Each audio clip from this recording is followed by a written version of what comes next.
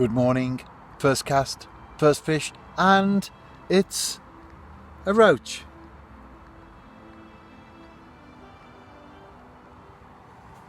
At least I'm not a blanker. What about the tinkers though?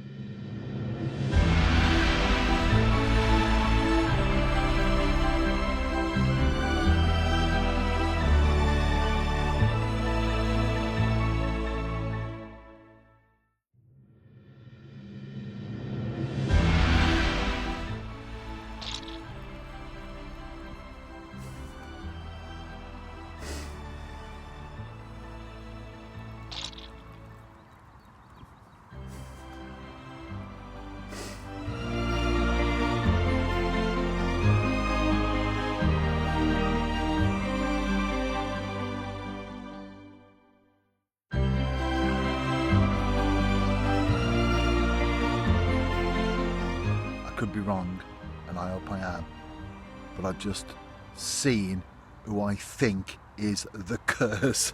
I'll tell you what, my tripod's going over, my bank stick's going over. See, he is the curse.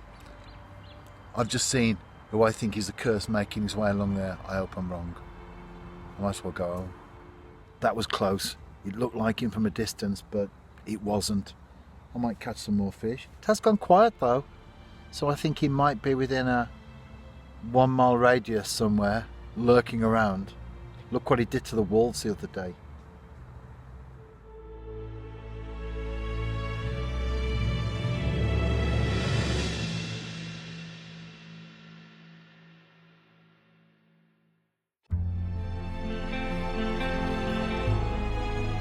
Hello Jeff, always a great pleasure. I know, and my Tench campaign's coming to an end, Jeff, as well, because I'm continuing with Tinkers until the end of August. And then September, well, the bad news is no more Tench fishing. The good news is I'll just be fishing for something else instead. Venues, that's purely a personal choice, not because they switch off and hibernate on the 1st of September. Well, both really, because I certainly enjoy fishing, and if anything comes along, regardless of whether I targeted it or not, I still get a lot of pleasure from it. For example, this week, I've been catching some excellent roach. Although I've been after tench, on this one particular day, a few very nice roach turned up. I wasn't disappointed because I didn't target them. But back to your question, I do tend to be focused, both in terms of species and the venue. And I do find, as I've said on a number of occasions, that you get a lot of pleasure out of catching a fish by design. After talking not only fishing, but Welsh football on Bayside Radio, I went shopping with my wife and granddaughter, and I bought 4 things. First of all, some fat balls. Secondly, suet pellets. Peanuts.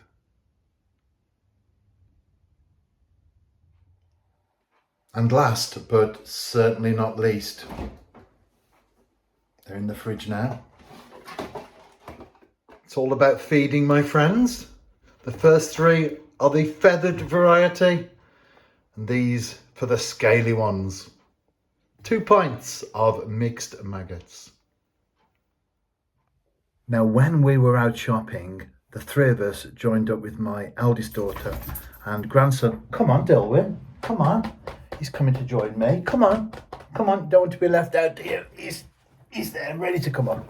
So, we're at Merry Hill Shopping Centre, and the five of us are sitting there, and there's a noise, and it's actually a saw, some with a handsaw.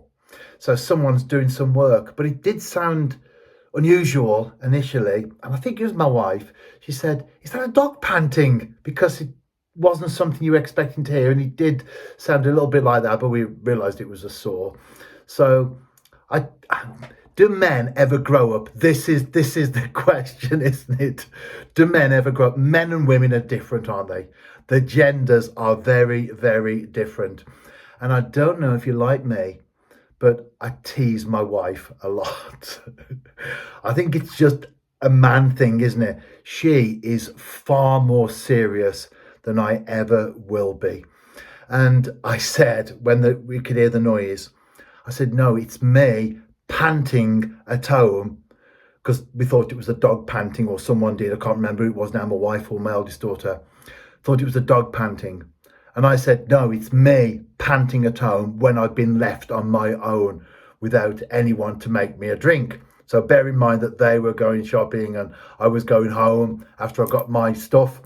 And that meant I'd be there for several hours while they were at the shopping centre.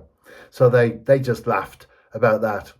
And I just randomly got the creative juices going when I got home. So bear in mind the sound of a handsaw and me being left to my devices, unable to look after myself, unable to fend for myself, can't even make a drink.